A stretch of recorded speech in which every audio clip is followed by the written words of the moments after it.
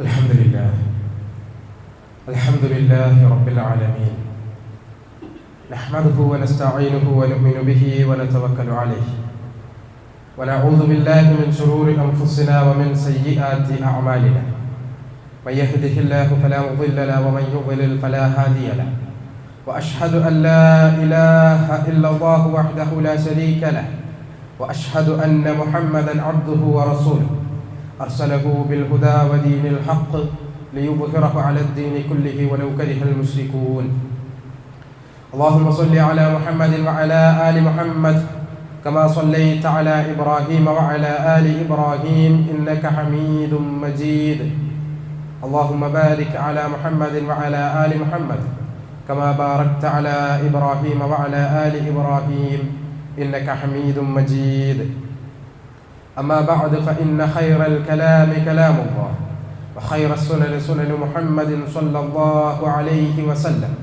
وشر الأمور محدثاتها وكل محدثة بدعة وكل بدعة ضلالة وكل ضلالة في النار أعوذ بالله من الشيطان الرجيم يا أيها الذين آمنوا اتقوا الله حق تقاته ولا تموتن إلا وأنتم مسلمون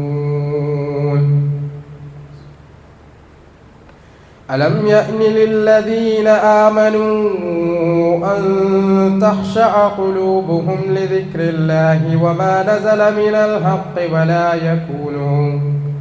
ولا يكونوا كالذين أوتوا الكتاب من قبل فطال عليهم الأمد فقست قلوبهم وكثير منهم فاسقون. ബഹുമാന്യരായ വിശ്വാസിനികളെ, സഹോദരങ്ങളെ, രക്ഷിതാക്കളെ, അല്ലാഹു സുബ്ഹാനഹു വ തആലയുടെ വിധിവിലക്കുകൾ ജീവിതത്തിൻ്റെ രഹസ്യവും പരസ്യവുമായ എല്ലാ മേഖലകളിലും പാലിച്ചുകൊണ്ട് തഖ്വയുള്ളവരായി ജീവിതം ധന്യമാക്കി തീർക്കണേ എന്ന് അവനവനെ മറക്കാതെ എല്ലാവരെയും ഉണർത്തുകയാണ്, വസിയത്ത് ചെയ്യുകയാണ്. റബ്ബ് സുബ്ഹാനഹു വ തആല മുത്തഖീങ്ങളും സ്വാലിഹീങ്ങളുമായ അവൻ്റെ ദാസീദാസന്മാരിൽ നമ്മെ എല്ലാവരെയും ഉൾപ്പെടുത്തി അനുഗ്രഹിക്കുമാറാകട്ടെ. താബിഉകളിൽ വളരെ ശ്രേഷ്ഠനായ ഒരു വ്യക്തിത്വമാണ് മഹാനായ മാലിക് ബിൻ ദീനാർ റഹ്മത്തുള്ളാഹി അലൈഹി. നമ്മുടെ നാട്ടിൽ ഇസ്ലാമിൻ്റെ പ്രബോധനവുമായി കടന്നു വന്നു എന്ന് ചരിത്രം പറയുന്ന മാലിക് ബിൻ ദീനാർ റഹ്മത്തുള്ളാഹി അലൈഹിയെ സംബന്ധിച്ച് പലപ്പോഴും മലയാളികൾ മനസ്സിലാക്കി വെച്ചിട്ടുള്ള അദ്ദേഹം ഒരു സ്വഹാബിയാണ് എന്നുള്ളത്. എന്നാൽ അദ്ദേഹം സ്വഹാബിയല്ല, താബികളിൽപ്പെട്ടയാളാണ്.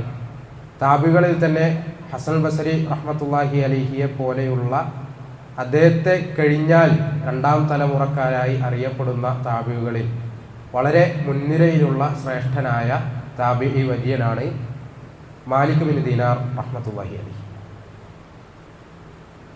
ഇബ്നു ഖുദാമ റഹ്മത്തുള്ളാഹി അലൈഹി അദ്ദേഹത്തിൻ്റെ കിതാബു തവ്വാബീൻ എന്ന് പറയുന്ന ഗ്രന്ഥത്തിൽ മാലിക് ബിൻ ദീനാർ റഹ്മത്തുള്ളാഹി അലൈഹിയുടെ ചരിത്രം അദ്ദേഹത്തിൻ്റെ തന്നെ വാക്കുകളിൽ എടുത്തു കൊടുക്കുന്നത് നമുക്ക് കാണാൻ സാധിക്കും.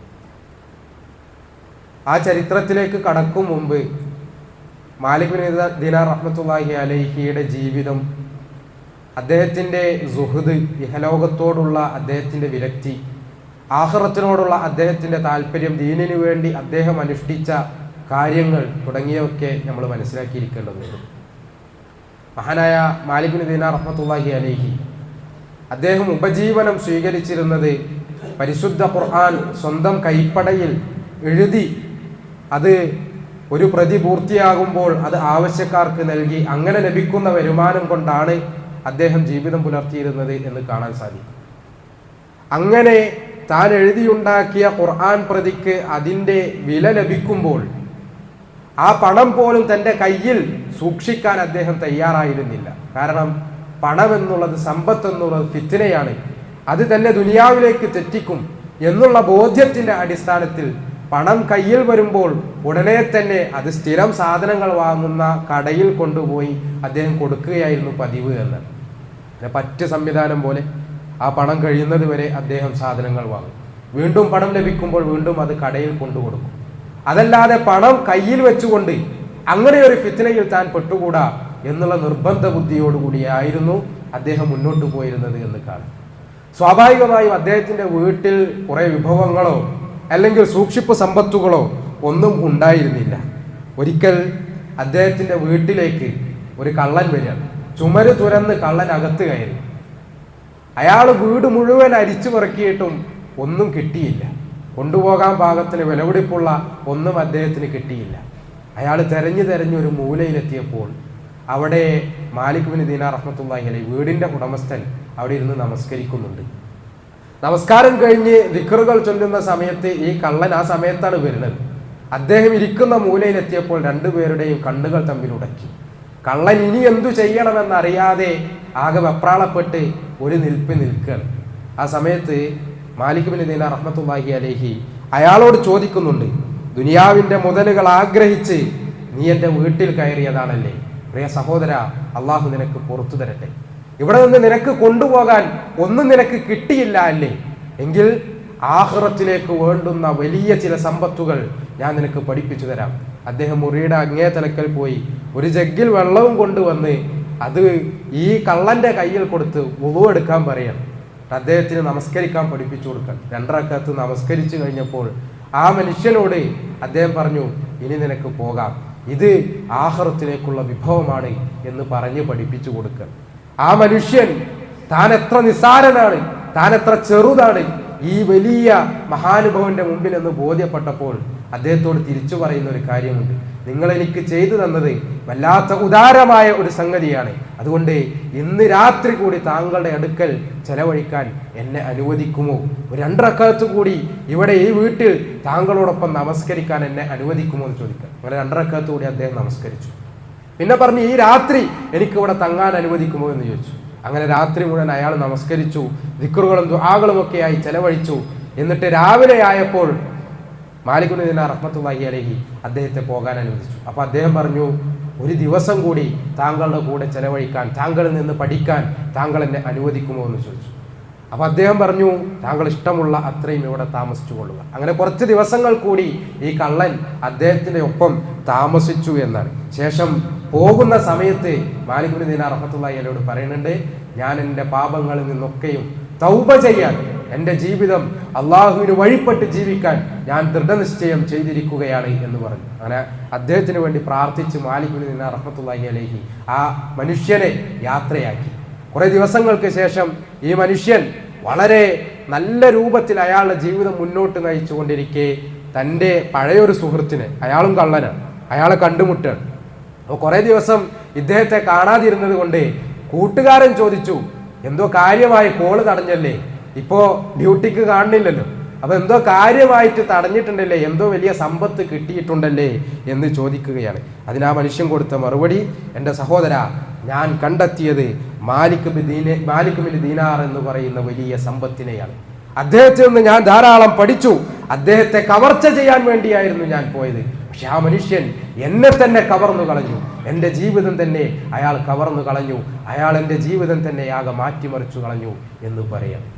അത്രയും സ്വാധീനമുള്ള ഒരു ദീനി വൈഭവം ഉള്ള ആളായിരുന്നു മാലിക് ബിൻ ദീനാർ റഹ്മത്തുള്ളാഹി അലൈഹി. അദ്ദേഹത്തിന്റെ നാട്ടിൽ പുതിയൊരു ഗവർണർ നിശ്ചയിക്കപ്പെടണം. സ്വാഭാവികമായി ഒരു ചെറുപ്പക്കാരൻ അയാൾ പുതിയൊരു ഡ്യൂട്ടിയൊക്കെ ഏറ്റെടുത്ത് നാട്ടിൽ വന്നപ്പോൾ അയാൾ അങ്ങാടിയിലൂടെ നല്ല മുന്തിയ വസ്ത്രമൊക്കെ ധരിച്ച് അതുപോലെ തന്നെ ഭയങ്കര ഗമയിൽ നെഞ്ചൊക്കെ വിരിച്ചിങ്ങനെ നടക്കണം. മാലിക് ബിൻ ദീനാർ റഹ്മത്തുള്ളാഹി അലൈഹി അദ്ദേഹത്തിന്റെ അടുക്കലെത്തിയപ്പോൾ അദ്ദേഹം വെറുപ്പോടുകൂടി ചോദിച്ചു, ഇതെന്തൊരു നടപ്പാണ്, ഇതൊരു അഹങ്കാരത്തിന്റെ നടത്തമാണല്ലോ. ഈ മസിൽ ഭരിപ്പിക്കലും ഈ ഗർവ് കാണിക്കലും വിശ്വാസികൾക്ക് ഏതെങ്കിലും ഒരു ഘട്ടത്തിൽ അനുവദനീയമാണ് എങ്കിൽ അത് യുദ്ധഘട്ടത്തിൽ ശത്രുക്കളുടെ മുമ്പിൽ നിൽക്കുമ്പോൾ മാത്രമാണ്. അപ്പൊ നമ്മൾ നല്ല ഇസ്സത്ത് കാട്ടണം, നല്ല ഖുവത്ത് കാട്ടണം. അതല്ല ജനങ്ങൾക്കിടയിൽ ഇറങ്ങി നടക്കുമ്പോഴാണോ നിങ്ങൾ ഇങ്ങനെ ഈ ഗർവ് കാണിക്കുന്നത്, ഈ അഹങ്കാരം കാണിക്കുന്നത്, നെഞ്ചു വിരിച്ച് നടക്കുന്നത്? എന്തൊരു നടപ്പാണ് എന്ന് മാലിക് ബിൻ ദീനാർ റഹ്മത്തുള്ളാഹി അദ്ദേഹത്തോട് ചോദിക്കണം. അയാളാണെങ്കിൽ ഗവർണറാണ്, ജനങ്ങളുടെ മുഴുവൻ നേതാവായിക്കൊണ്ട് ആ നാട്ടിൽ വന്നതാണ്. അയാളുടെ ഈഗോ വല്ലാതെ ഹർട്ടായി. അങ്ങനെ ഇയാള് ആരോടാണ് സംസാരിക്കുന്നത് മനസ്സിലാക്കിയിട്ടാണോ ഈ കാര്യങ്ങളൊക്കെ പറയണതെന്ന് ചോദിച്ചു. അതിന് അദ്ദേഹം കൊടുത്ത മറുപടി ശരിക്കും നമ്മളൊക്കെ ഓർത്തു വെക്കണം. നമ്മളൊക്കെ എന്തോ ഭയങ്കര സംഭവമാണ് എന്നാണ് നമ്മളൊക്കെ വിചാരിക്കുന്നത്. പക്ഷെ മാലിക് ബിൻ ദിനാർ റഹ്മത്തുള്ളാഹി അലൈഹി മറുപടി ആ ഗവർണർക്ക് മാത്രമല്ല, മുഴുവൻ മനുഷ്യന്മാർ നമ്മൾക്ക് ഓരോരുത്തർക്കും ബാധകമാകുന്ന ഒരു മറുപടിയാണ്. അദ്ദേഹം കൊടുത്ത മറുപടി എന്താണെന്ന്, നീ ആരാണെന്നും ഞാൻ ആരാണെന്നൊക്കെ നന്നായി മനസ്സിലാക്കിയിട്ട് തന്നെ പറഞ്ഞു. ആരാണ് ഈ മനുഷ്യൻ, ആരാണ് നമ്മൾ? അദ്ദേഹം പറയുന്നു, ജനിക്കുന്നതിന് മുമ്പേ ആരെങ്കിലും കണ്ടാൽ അറക്കുന്ന ഒരു ദ്രാവകത്തുള്ളി മാത്രമായിരുന്നു ഞാൻ നീയുമല്ല. മരിച്ചു കഴിഞ്ഞാലോ ഒരു 3 ദിവസം പോലും എടുത്തേക്കാൻ പറ്റാത്ത രൂപത്തിൽ അഴുകി നാശമായി നീ പിന്നെ പഴുത്ത് ദുർഗന്ധം വമിക്കുന്ന ഒരു ഡെഡ് ബോഡി, ഒരു മയ്യത്ത്, അത്രയേ ഉള്ളൂ. എല്ലാവരും വേഗം മേലിന്ന് ഒഴിവാക്കാൻ ശ്രമിക്കുന്ന ഒരു മയ്യത്ത്, അത്രയേ ഉള്ളൂ. ജീവിച്ചിരിക്കുന്ന കാലത്താകട്ടെ മലവും മൂത്രവും വഹിച്ചുകൊണ്ട് നടക്കുന്ന ഒരു പെട്ടി. ഇതിനപ്പുറം എന്താണ് മനുഷ്യൻ എന്ന് മാലിക് ബിൻ ദിനാർ റഹ്മത്തുള്ളാഹി അലൈഹി ആ മനുഷ്യനെയും അവിടെ കൂടിയവരെ എല്ലാവരെയും ഓർമ്മപ്പെടുത്തുന്ന, ഉത്ബോധിപ്പിക്കുന്ന രൂപത്തിൽ സംസാരിക്കുകയാണ്. വല്ലാത്ത മാതൃകാപരമായ ഒരു ജീവിതമായിരുന്നു അദ്ദേഹം നയിച്ചിരുന്നത്. ഞാൻ ഇത്രയും പറഞ്ഞത്, ഇനി പറയാൻ പോകുന്ന കാര്യം, ഞാൻ പറഞ്ഞ ഇബ്നു ഖുദാമയുടെ കിതാബു തവ്വാബീൻ എന്ന് പറയുന്ന ഗ്രന്ഥം അദ്ദേഹത്തിന്റെ തൗബയെ കുറിച്ചാണ് പറഞ്ഞത്. അദ്ദേഹത്തിന്റെ ഒരു പൂർവ്വ കാലഘട്ടം ഉണ്ടായിരുന്നു. എല്ലാ കാലത്തും മാലിക് ബിൻ ദിനാർ റഹ്മത്തുള്ളാഹി അലൈഹി ഇതുപോലെ ഒരു സുഹൃദിന്റെ ജീവിതമല്ല നയിച്ചിരുന്നത്. അദ്ദേഹത്തിന് ഒരു കഴിഞ്ഞു പോയ കാലഘട്ടം ഉണ്ടായി. അത് പറയുമ്പോൾ ഒരിക്കലും ഒരു താബിഈ വര്യനെ, ഒരു മഹാനുഭവനെ നമ്മൾ തെറ്റിദ്ധരിച്ചുകൂടെ. ഇങ്ങനെ ആയിരുന്നു, ഇങ്ങനത്തെ ഒരു മനുഷ്യനായിരുന്നു എന്നുള്ള ഒരു ചിന്ത പോലും നമ്മുടെ മനസ്സിൽ ഉണ്ടാകരുത് എന്നുള്ളത് കൊണ്ടാണ് ഞാൻ ഇത്രയും ആമുഖം പറഞ്ഞത്.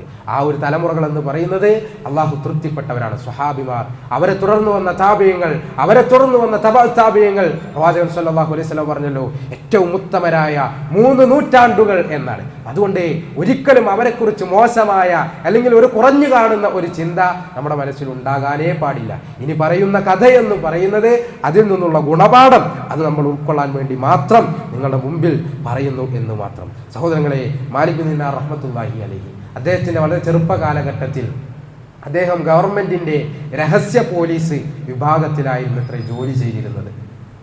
അതായത് പിന്നെ ഗവൺമെന്റിന്റെ നോട്ടപ്പുള്ളികളെ പിടിക്കാനും അവരെ ഭേദ്യം ചെയ്യാനും അങ്ങനെ ഒരു വളരെ പരുഷവും പരുക്കവുമായ രൂപത്തിലുള്ള ഇടപെടലുകളും പെരുമാറ്റമൊക്കെ ഉള്ള അങ്ങനത്തെ ഒരു ടീമായിരുന്നു അദ്ദേഹത്തിന്റെ ആ ഒരു ഗ്രൂപ്പിൽ ഉണ്ടായിരുന്നത്, അദ്ദേഹത്തിന്റെ ജോലി ചെയ്തിരുന്ന ആ ഗ്രൂപ്പിൽ ഉണ്ടായിരുന്നത്.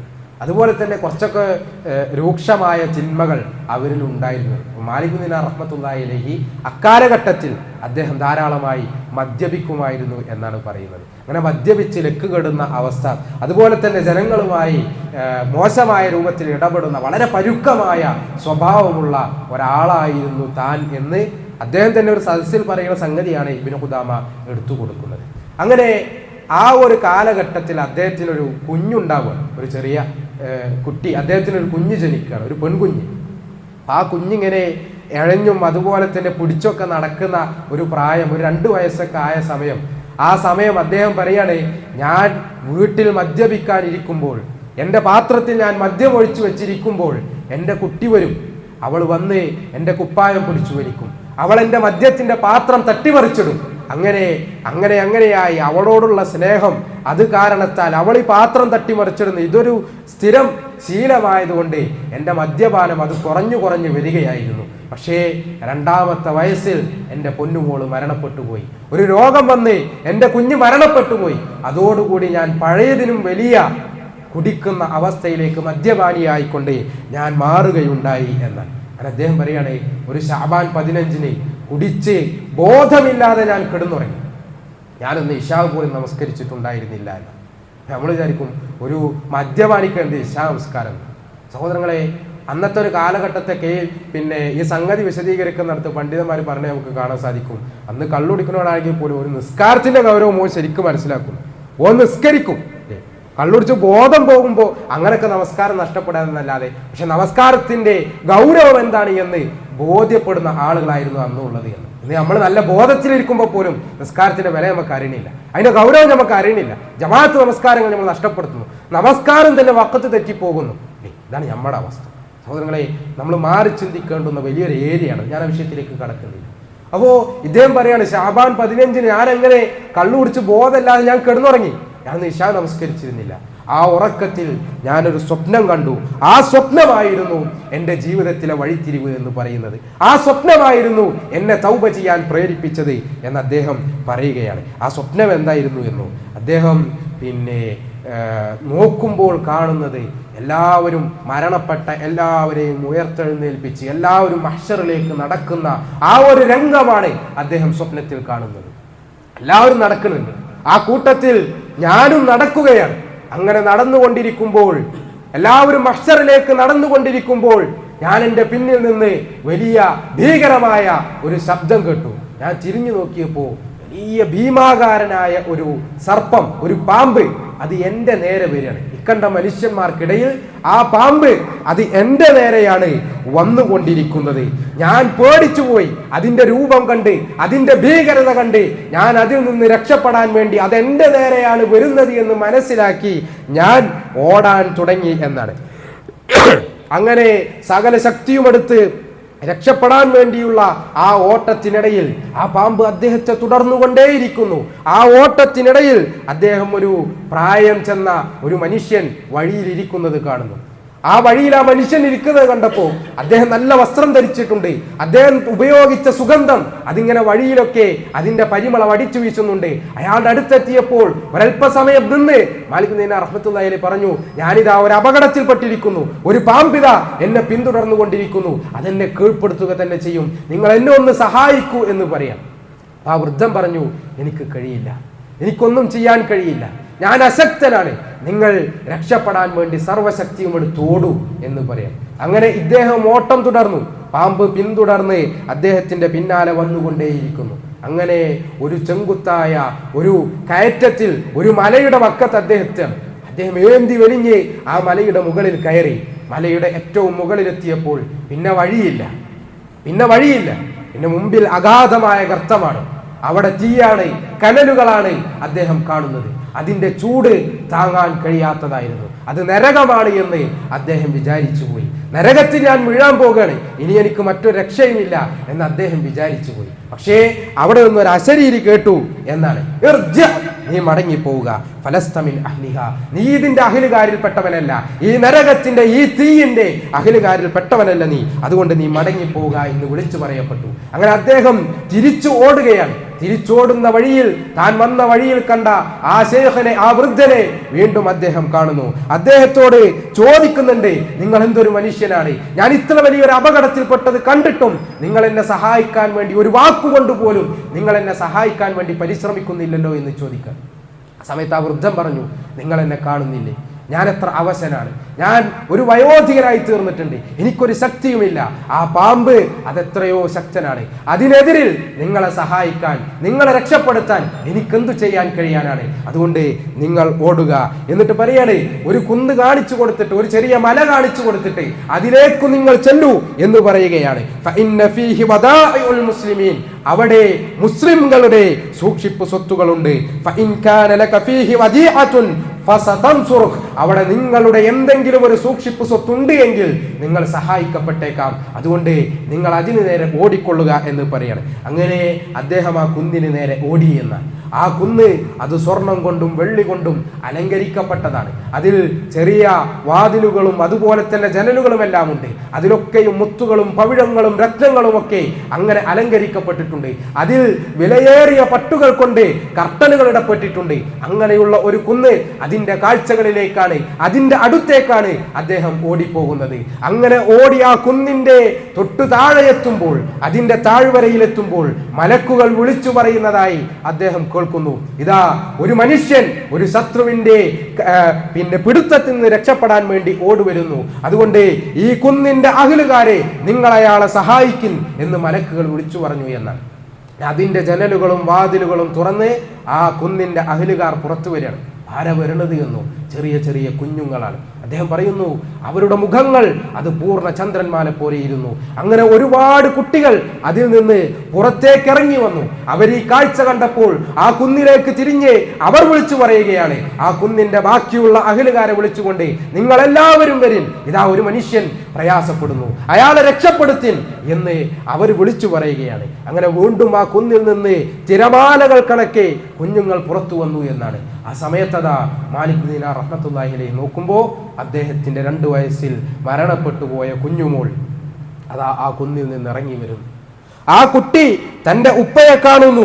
ഉപ്പയെ കണ്ടപ്പോൾ അവര് പറയുന്നു, അബീ വല്ലാഹ്, ഇതെന്റെ ഉപ്പയാണ് വല്ലാഹി എന്ന് പറഞ്ഞ് ആ കുട്ടി ഒരൊറ്റ കുതിപ്പിന് അദ്ദേഹത്തിന്റെ അടുത്തെത്തി എന്ന്. തന്റെ ഇടതു കൈ കൊണ്ട്, തന്റെ കുഞ്ഞു കൈകൾ കൊണ്ട് അദ്ദേഹത്തിന്റെ വലത് കൈയിൽ ആ കുഞ്ഞു മുറുകെ പിടിച്ചു.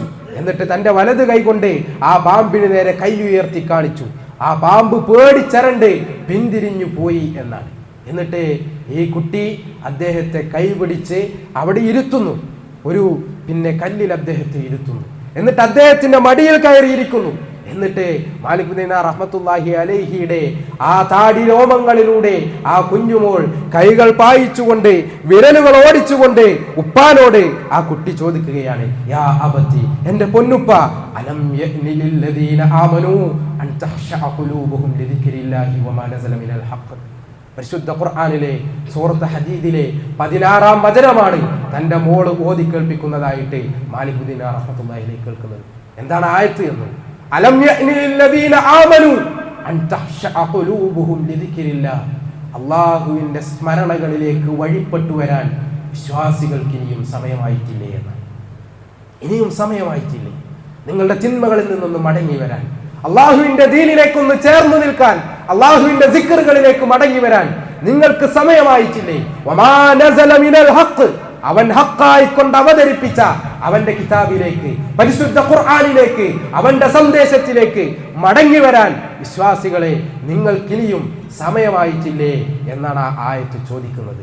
അള്ളാഹുവിന്റെ ചോദ്യമാണ്, പരിശുദ്ധ ഖുർആനിന്റെ ചോദ്യമാണ്. ആ ചോദ്യം കേൾക്കേണ്ട താമസം, ആ ആയത്ത് തന്റെ കുഞ്ഞുമോളെ ഓതി കേൾക്കുന്നത്, അത് കേട്ടപാടെ അദ്ദേഹം കരഞ്ഞുകൊണ്ട് തന്റെ മോളോട് ചോദിക്കുന്നുണ്ട്, യാ ബുനയ്യ വഅൻതും തഅരിഫൂനൽ ഖുർആൻ, കുഞ്ഞുമോളെ, നിങ്ങൾക്ക് ഖുർആൻ അറിയുമോ? നിനക്ക് ഖുർആൻ അറിയുമോ? ഇവിടെയുള്ള നിങ്ങൾ കുഞ്ഞുങ്ങൾക്ക് ഖുർആൻ അറിയുമോ എന്ന് ചോദിക്കുന്നു. അപ്പോൾ അവൾ പറയുന്നു, യാ അബതി നഹ്നു അഅരിഫു ബിഹി മിൻകും, നിങ്ങളെക്കാളും ഞങ്ങൾക്ക് ഖുർആൻ അറിയാം. ഇത് കേട്ട മാത്രയിൽ അദ്ദേഹം ചോദിക്കണം, എന്താണ് ഞാൻ ഈ കണ്ട കാഴ്ചകൾ? ഇതാ എന്റെ പിന്നാലെ ഒരു പാമ്പ് വരുന്നു, അതുപോലെ തന്നെ എന്നെ അത് ഓടിക്കുന്നു, എന്നെ അത് പിന്തുടരുന്നു. എന്താണ് ഞാൻ ഈ കണ്ട കാഴ്ചകൾ? എന്റെ മോൾ എനിക്കൊന്ന് പറഞ്ഞുകൊണ്ടാ എന്ന് പറയാം. ആ മോള് അദ്ദേഹത്തിന്റെ മടിയിലിരുന്നു കൊണ്ട്, അദ്ദേഹത്തെ തലോടിക്കൊണ്ട് ആ കഥയുടെ അർത്ഥം, ആ സ്വപ്നത്തിന്റെ അർത്ഥം പറഞ്ഞു കൊടുക്കുകയാണ്. ആ പാമ്പുണ്ടല്ലോ, ആ പാമ്പ് താങ്കളുടെ തിന്മകളാണത്. ആ തിന്മകളെ അതിനെ നിങ്ങൾ ശക്തിപ്പെടുത്തി കളഞ്ഞു, അതിനെ നിങ്ങൾ ഭീമാകാരനാക്കി കളഞ്ഞു, അതിനെ വലുതാക്കി. തിന്മകൾ ചെയ്ത് അതിനെ നിങ്ങൾ ഊട്ടി വലുതാക്കി. അവസാനം നിങ്ങൾക്ക് താങ്ങാൻ കഴിയാത്ത, നിങ്ങളെ തോൽപ്പിക്കുമാറ് ആ തിന്മകൾ വലിയ ഒരു പാമ്പിന്റെ രൂപത്തിലായി. നിങ്ങൾ ആ വൃദ്ധനെ കണ്ടില്ലേ ഉപ്പ? ആ വൃദ്ധൻ ശോഷിച്ച് അവശനായ, ഒന്നിനും കഴിയാത്ത, ക്ഷീണിച്ചു പോയ ആ വൃദ്ധൻ, അത് നിങ്ങളുടെ നന്മകളാണ്. ആ നന്മകളെ നിങ്ങൾ തളർത്തിക്കളഞ്ഞു. ഒരു നന്മയും ചെയ്യാതെ, അവസരങ്ങൾ ഉണ്ടായിട്ടും അതിലേക്കൊന്ന് തിരിഞ്ഞു നോക്കുക പോലും ചെയ്യാതെ, ഒരു നന്മകളുടെയും ഒരു സൂക്ഷിപ്പുകളും ഇല്ലാതെ നിങ്ങൾ ആ മനുഷ്യനെ, ആ വൃദ്ധരെ നിങ്ങൾ ഏറെ ശോഷിച്ച, ക്ഷീണിച്ച അവസ്ഥയിലാക്കി കളഞ്ഞു. അല്ലായിരുന്നുവെങ്കിൽ ആ മനുഷ്യൻ നിങ്ങളുടെ തിന്മകളെ കവച്ചു വെക്കുമായിരുന്നു, അതിനെ പരാജയപ്പെടുത്തുമായിരുന്നു, നിങ്ങളെ രക്ഷപ്പെടുത്തുമായിരുന്നു എന്ന് പറയുകയാണ് ആ പൊന്നുമോള്. സഹോദരങ്ങളെ, ഈ ഒരു സ്വപ്നം കണ്ടുകൊണ്ട് ഞെട്ടി ഉണരുകയാണ് മാലിക് ബിൻ ദീനാർ റഹ്മത്തുള്ളാഹി അലൈഹി. അദ്ദേഹത്തിന്റെ ആ മദ്യപിച്ചതിന്റെ അലക്കുകെട്ട അവസ്ഥയൊക്കെ അപ്പോഴത്തിന് മാറിയിരുന്നു, അതൊക്കെ പോയിരുന്നു. അദ്ദേഹം വുളൂ എടുത്ത് നമസ്കരിച്ചു എന്നാണ്. പിന്നീട് സുബഹിന്റെ ബാങ്ക് കൊടുത്തപ്പോൾ അദ്ദേഹം പള്ളിയിലേക്ക് പോയപ്പോൾ അദ്ദേഹം പള്ളിയിലേക്ക് കയറി ചെല്ലുമ്പോൾ അവിടെ ഇമാം ഓതി കേൾക്കുന്ന ആയത്ത്, അലം യഅ്നി ലില്ലദീന ആമനൂ അൻ തഖ്ശഅ ഖുലൂബുഹും ലിദിക്രില്ലാഹി വമാ നസല മിനൽ ഹഖ്. സൂറത്ത് ഹദീദിലെ 16-ാമത്തെ വചനം. വിശ്വാസികൾക്ക് ഇനിയും സമയമായില്ലേ? അതായിരുന്നു എൻ്റെ തൗബയുടെ ഘട്ടം, അതായിരുന്നു ഞാൻ തൗബ ചെയ്യാനുള്ള കാരണമെന്ന് തൻ്റെ സ്വഹാബികൾക്ക് അദ്ദേഹം പറഞ്ഞു കൊടുക്കുന്നതായിട്ടാണ് ഇബ്നു ഖുദാമ അദ്ദേഹത്തിൻ്റെ കിതാബു തവാബീനിൽ നമ്മോട് പറയുന്നത്. സഹോദരങ്ങളെ, ഈ ഒരു സംഭവം, ഈ മാലിക് ബിൻ ദീനാർ റഹ്മത്തുള്ളാഹി അലൈഹി കണ്ട സ്വപ്നം, അത് വലിയ ചില സന്ദേശങ്ങൾ നമുക്ക് നൽകുന്നുണ്ട്. ഈ ചോദ്യം നമ്മളോട് കൂടിയുള്ളതാണ്. മാലിക് ബിൻ ദീനാർ റഹ്മത്തുള്ളാഹി അലൈഹി ഒരു സ്വപ്നം കാണാൻ വേണ്ടിയല്ലല്ലോ അള്ളാഹു ഈ ആയത്തിറക്കിയത്. ഈ ചോദ്യം നമ്മളോടുള്ളതാണ്. അന്ത്യനാൾ വരേക്കുമുള്ള നമ്മൾ ഓരോ മനുഷ്യരോടുമുള്ളതാണ്. നിങ്ങൾക്ക് തിരിച്ചു വരാൻ സമയമായില്ലേ? അള്ളാഹുവിനെ കുറിച്ച് ഓർക്കാൻ ഇനിയും സമയമായില്ലേ? തിന്മകളിൽ നിന്ന് വിരമിക്കാൻ നിങ്ങൾക്ക് ഇനിയും സമയമായില്ലേ? മാലിക് ബിൻ ദീനാർ റഹ്മത്തുള്ളാഹി അലൈഹിക്ക് ഒരു വീണ്ടും വിചാരത്തിന്, ഒരു തൗബക്ക് ഒരു സ്വപ്നമുണ്ടായിരുന്നു. നമ്മൾ അതുപോലെ ഒരു സ്വപ്നം കാണാനാണോ കാത്തിരിക്കുന്നത്? നമ്മുടെ ജീവിതത്തിൽ എന്തെങ്കിലും വലിയ സംഭവങ്ങൾ ഉണ്ടാകാനാണോ നമ്മൾ കാത്തിരിക്കുന്നത്? നമ്മളെ ചിന്തിപ്പിക്കുന്ന രൂപത്തിൽ അങ്ങനെ എന്തെങ്കിലും ഒന്ന് ഉണ്ടാകാനാണോ നമ്മൾ കാത്തിരിക്കുന്നത്? സഹോദരങ്ങളെ, ഈ ഖുർആനിലെ ഈ ഒരായത്ത്, അതുപോലെ തന്നെ എണ്ണിയാൽ തീരാത്ത, നമുക്കറിയുന്നതും മനപ്പാടമുള്ളതും അല്ലാത്തതുമൊക്കെയായ, അർത്ഥമറിയുന്നതും അല്ലാത്തതുമൊക്കെയായ എത്രയോ ആയത്തുകളുണ്ട്. ഈ ഓരോ ആയത്തും നമുക്കുള്ള ഉത്ബോധനങ്ങളാണ്. നാളെ റബ്ബിനെ കണ്ടുമുട്ടുമ്പോൾ എനിക്കിങ്ങനെ ഒരു സാഹചര്യം ഉണ്ടായില്ല, പഠിക്കാൻ, അറിയാൻ, തിരുത്താൻ, തിരിച്ചു വരാൻ എനിക്കൊരു സാഹചര്യം ഉണ്ടായില്ല എന്ന് നമ്മൾ എങ്ങനെ പറയും? ഈ പരിശുദ്ധ ഖുർആൻ നമ്മുടെ കൈകളിലുണ്ടല്ലോ, ഇതിലെ ആയത്തുകൾ, ഇതിലെ സൂറത്തുകൾ നമ്മുടെ കയ്യിലുണ്ടല്ലോ. നമ്മൾ എങ്ങനെയാണ് അള്ളാഹുവിന്റെ മുമ്പിൽ പറഞ്ഞു പിടിച്ചു നിൽക്കുക? നമുക്കെന്ത് ന്യായമാണ് ഉണ്ടാവുക എന്ന് സഹോദരങ്ങളെ നമ്മളൊന്ന് ആലോചിക്കേണ്ടതുണ്ട്. എന്തിനു വേണ്ടിയാണ് നമ്മൾ കാത്തിരിക്കുന്നത്? എന്തിനു വേണ്ടിയാണ് നമ്മൾ കാത്തിരിക്കുന്നത്? നമുക്കിനിയും സമയമായിട്ടില്ലേ? അലം യഅ്നി ലില്ലദീന ആമനു അൻ തഖ്ശഅ ഖുലൂബുഹും ലിദിക്രില്ലാഹി വമാ നസല മിനൽ ഹഖ്. ഈ ഒരു ചോദ്യം അത് നമ്മുടെ മനസ്സുകളിൽ ആവർത്തിച്ച് മുഴങ്ങിക്കൊണ്ടേയിരിക്കണം. സഹോദരങ്ങളെ, ഓരോ നിമിഷങ്ങളും ജീവിതത്തിൽ അള്ളാഹു ജീവിക്കാൻ അനുമതി നൽകുന്ന, ശ്വാസമെടുത്തു വിടാൻ കഴിയുന്ന ഓരോ സെക്കൻഡുകളും, ഓരോ നിമിഷങ്ങളും സഹോദരങ്ങളെ അവസരങ്ങളാണ്. ആ അവസരങ്ങൾ നഷ്ടപ്പെട്ടു പോയതിനു ശേഷം നമ്മൾ റബ്ബിനെ കണ്ടുമുട്ടുന്ന, മരണപ്പെട്ട് റബ്ബിനെ കണ്ടുമുട്ടുന്ന ഒരു സാഹചര്യം ഉണ്ടായിക്കഴിഞ്ഞാൽ ആ ഓരോ നിമിഷങ്ങളെക്കുറിച്ചും ചോദ്യമുണ്ട്. നമ്മുടെ ആയുസ്സിനെ കുറിച്ച് ചോദ്യമുണ്ട്. അതിൽ നാം ചെലവഴിച്ച ഓരോ സെക്കൻഡുകളെ കുറിച്ചും ചോദ്യമുണ്ട്. നമ്മുടെ ആരോഗ്യത്തെക്കുറിച്ച് ചോദ്യമുണ്ട്. സഹോദരങ്ങൾ, അതിനൊക്കെ കൃത്യമായ മറുപടി പറയാതെ നമുക്ക് ഒരു ചുവടെടുത്തു വെക്കാൻ പോലും സാധിക്കുകയില്ല എന്ന തിരിച്ചറിവോട് കൂടി ജീവിതങ്ങളെ ചിട്ടപ്പെടുത്താൻ നമ്മൾ തയ്യാറാവുക. അല്ലാഹു സുബ്ഹാനഹു വ തആല തൗഫീഖ് നൽകി അനുഗ്രഹിക്കുമാറാകട്ടെ.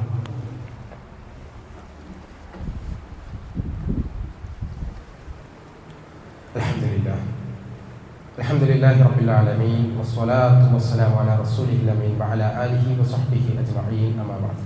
യാ അയ്യുഹല്ലദീന ആമനൂ തഖുല്ലാഹ ഹഖ്ക തുഖാതിഹി വലാ തമൂതുന്ന ഇല്ലാ വഅൻതും മുസ്ലിമൂൻ. സഹോദരങ്ങളെ, പറഞ്ഞു വെച്ചതുപോലെ ജീവിതം എന്നുള്ളത് അള്ളാഹു നമുക്ക് നൽകുന്ന ഒരു അവസരമാണ്. ആഖിറത്തിലേക്കുള്ള കൃഷിയിടമാണ് നമ്മുടെ ആയുസ് എന്ന് പറയുന്നത്. അതിനെ കൃത്യമായി ചിട്ടപ്പെടുത്താൻ കഴിയുന്നവൻ മാത്രമേ പരലോകത്ത് വിജയിക്കുകയുള്ളൂ. അവന് മാത്രമേ നരകത്തിൽ നിന്നുള്ള മോചനം സാധ്യമാവുകയുള്ളൂ. അവന് മാത്രമേ സ്വർഗത്തിലേക്കുള്ള പ്രവേശനം സാധ്യമാവുകയുള്ളൂ. അതുകൊണ്ട് തന്നെ എവിടെയായിരുന്നാലും, എന്ത് സാഹചര്യത്തിലായിരുന്നാലും, ഏത് സമയത്തിലായിരുന്നാലും, എങ്ങനെയായിരുന്നാലും അള്ളാഹുവിനെ സൂക്ഷിച്ചുകൊണ്ടുള്ള ഒരു ജീവിതമായിരിക്കണം നമ്മൾ കാഴ്ചവെക്കേണ്ടത്. അത് വേറെ ആരെയും ബോധ്യപ്പെടുത്താനല്ല, അള്ളാഹുവിൻ്റെ മുമ്പിൽ നമുക്കൊരു ഉദറുണ്ടാകണം. അവിടെ ചെല്ലുമ്പോൾ നമുക്ക് എടുത്തു പറയാൻ ചില നന്മകൾ ഉണ്ടാകണം. സഹോദരങ്ങളെ, അതിനുവേണ്ടി പ്രവാചകൻ സല്ലല്ലാഹു അലൈഹി വസല്ലമ പറഞ്ഞതുപോലെ ഇത്തഖില്ലാഹ ഹൈസുമാ കുൻത, നീ എവിടെയായിരുന്നാലും അള്ളാഹുവിനെ സൂക്ഷിക്കുക. നീ എവിടെയായിരുന്നാലും അള്ളാഹുവിനെ ഭയപ്പെട്ടുകൊണ്ട്, അള്ളാഹുവിനെ സൂക്ഷിച്ചുകൊണ്ട് നിന്റെ ജീവിതത്തെ നീ ചിട്ടപ്പെടുത്തുക എന്ന് റബ്ബ് സുബ്ഹാനഹു വ തആല പറയുന്നു. എപ്പോഴായിരിക്കും മരണമെന്ന് നമുക്കറിയില്ല. ഇനി എന്തിനു വേണ്ടിയാണ് നമ്മൾ കാത്തിരിക്കുന്നത്? കുറെ വയസ്സായിട്ട് നന്നാകാമെന്ന് വിചാരിച്ചിട്ടാണോ? അല്ലെങ്കിൽ നേരത്തെ പറഞ്ഞതുപോലെ എന്തെങ്കിലുമൊക്കെ ഭയങ്കരമായ വഴിത്തിരിവുകൾ കാത്തിരിക്കുകയാണോ നമ്മൾ? എന്തെങ്കിലും ഒരു ആക്സിഡന്റിൽ പെട്ട് കയ്യും കാലും അനക്കാൻ പറ്റാതെ ഒരു വാട്ടർ ബെഡിൽ കിടക്കുമ്പോൾ അപ്പോഴാണോ നമ്മൾ നന്നാവാൻ തീരുമാനിക്കുന്നത്? സഹോദരങ്ങളെ, ചിന്തിക്കേണ്ടുന്ന ഒരു വിഷയമാണ്. നാളെ എന്ത് സംഭവിക്കുമെന്ന് നമുക്കറിയില്ല.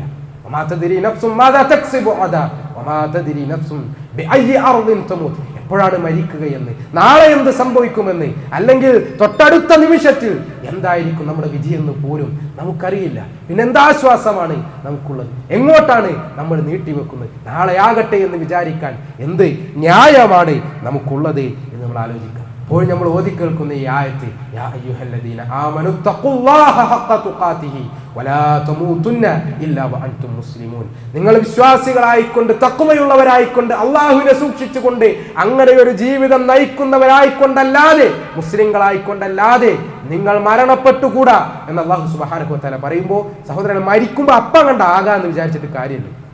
അപ്പം ഞാൻ മുസ്ലിം ആകാം, അപ്പം ഞാൻ മുഅ്മിനാകാം, അപ്പം ഞാൻ മുത്തഖിയാകാം എന്ന് വിചാരിക്കുന്നതിൽ ഒരർത്ഥവും ഇല്ലല്ലോ. അതിനുള്ള അവസരം ഇപ്പോഴാണ്. ജീവിതം ആ നിലക്കായി കഴിഞ്ഞാൽ മരണം അല്ലാഹു സുബ്ഹാനഹു വ തആല ഇസ്തിഖാമയോടുകൂടി, നല്ല ദൃഢബോധ്യത്തോടുകൂടി, നല്ല യഖീനോടുകൂടി ആ ഒരു അവസ്ഥയിലാക്കും. സഹോദരങ്ങളെ, അതല്ലാത്ത ഒരു മരണം ഉണ്ടായിക്കഴിഞ്ഞാൽ, അതല്ലാത്ത ഒരു ജീവിതം ഉണ്ടായിക്കഴിഞ്ഞാൽ അതിനേക്കാളും വലിയ പരാജയം മറ്റൊന്നില്ല എന്ന് നമ്മൾ തിരിച്ചറിയുക. മരണം എപ്പോഴും കടന്നു വരാം. അതിന് പ്രായത്തിൻ്റെയും ആരോഗ്യത്തിൻ്റെയും അല്ലെങ്കിൽ നാട്ടിലെ പ്രൗഢിയുടെയും പ്രതാപത്തിൻ്റെയും ഒന്നും മാനദണ്ഡങ്ങൾ മരണത്തിന് ബാധകമല്ല. കുറച്ച് മുമ്പേ ഞാനൊരു ജനാസയിൽ പങ്കെടുത്തിരുന്നു.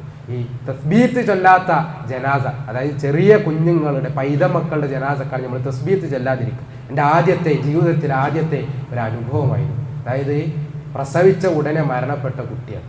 കുറേ കാലം കാത്തു നിന്ന് ചികിത്സകൾ ചെയ്ത് അങ്ങനെ 7 മാസം ഗർഭിണിയായിരിക്കുമ്പോൾ ഉമ്മ പ്രയാസപ്പെട്ടിട്ട് ബുദ്ധിമുട്ടായി ഹോസ്പിറ്റലിൽ അഡ്മിറ്റായി. പെട്ടെന്ന് പിന്നെ സിസേറിയൻ ചെയ്ത് കുട്ടിയെ പുറത്തെടുത്തു. കുട്ടി മരണപ്പെട്ടു. ആ ഒരു മാതാപിതാക്കളുടെ അവസ്ഥകളൊന്ന് ആലോചിച്ചു. ആ കുഞ്ഞിനെ വീട്ടിലേക്ക് കൊണ്ടുവരുമ്പോൾ, മയ്യത്തൊക്കെ സാധാരണ ഒരു മരണ വീട്ടിലേക്ക് കൊണ്ടുവരുന്ന കാഴ്ച നമ്മുടെ കണ്ണിലുണ്ടാകും. ഒരു ആംബുലൻസിൽ കൊണ്ടുവരുന്നു അല്ലേ, അങ്ങനെയൊക്കെയാണ് നമ്മൾ സാധാരണ ഒരു മയ്യത്ത് കൊണ്ടുവരുന്ന കാഴ്ച കണ്ടിട്ടുള്ളത്. ഇതെന്താണ്? ഒരു കാറിൽ അവർ വന്നിറങ്ങി. ആ കാറിൽ നിന്ന് ബാക്കിലെ സീറ്റിൽ നിന്ന് ഒരു ചെറിയ കടലാസ് പെട്ടി, ഹോസ്പിറ്റലിലെ ഈ സിറിഞ്ചും മറ്റൊക്കെ കൊണ്ടുവരുന്ന ഫാർമസിയിൽ നിന്ന് എടുത്ത ഒരു കടലാസ് പെട്ടിയിൽ ഇതാ ഈ കൈ ഇങ്ങനെ ചേർത്ത് വെച്ചാൽ ഇതിലൊതുങ്ങുന്ന ഒരു മയ്യത്തുമായിട്ടാണ് അവർ വന്നത്. അത് തുണിയിൽ പൊതിഞ്ഞ് അങ്ങനെ കൊണ്ടുവന്ന് വെച്ചു.